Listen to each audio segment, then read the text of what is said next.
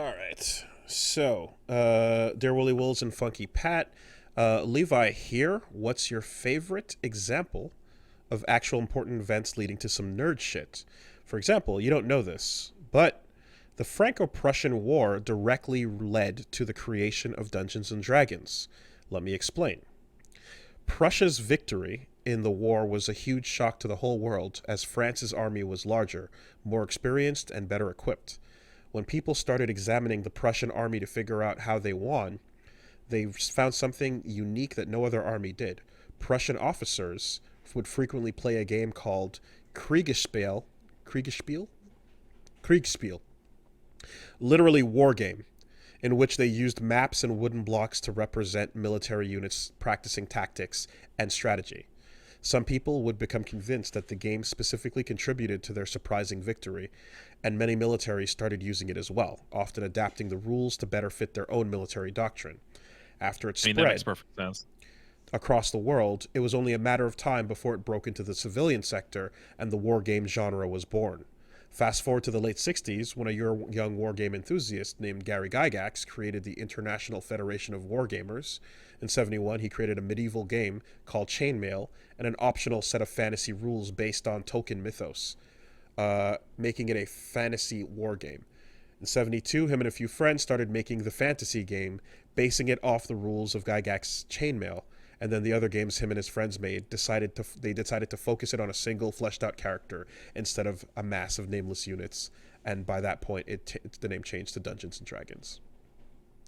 That's interesting. That's some fucking... I can think of one.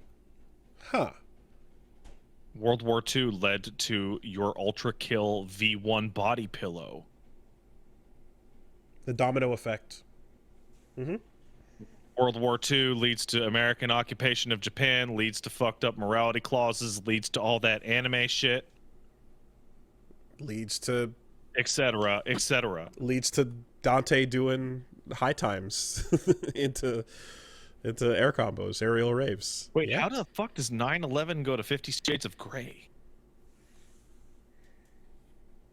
Okay, because I can go to 50 Shades of Grey to Twilight, but I don't know how Twilight goes to 9/11.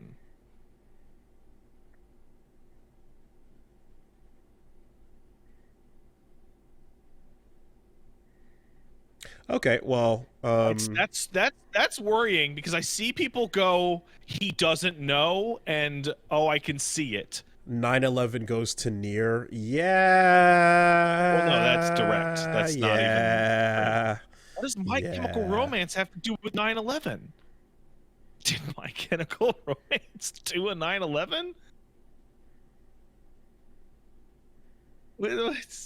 Yeah. My Chemical Romance's first song is about 9/11. So how do you get from My Chemical Romance to Twilight?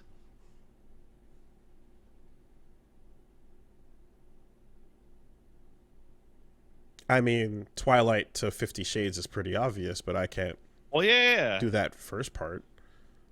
Okay. All right. Oh, somebody's answering me in my DMs on Okay. Twitter.com. The fact that everyone is kind of stalling here means nobody really knows either. So one person said it, Oh, and we're waiting. Okay. My Chemical Romance was invented as a response to 9/11, which is not something I ever thought I'd read. And then the music of My Chemical Romance is the direct inspiration of Twilight. Damn. Damn. That explains everything. These dominoes. Holy shit. Okay. Yep. Yep. Sure. Sure. That's right. And Robert Patterson died in 9/11. Do you remember? Patterson? Yeah, Robert Pattinson. Like Pat Patterson? No, I don't know. Robert Pattinson was in a rom-com where the ending of the movie was they were never going to make it work because he hangs up the phone call as he's in the towers as he's watching the plane hit the tower.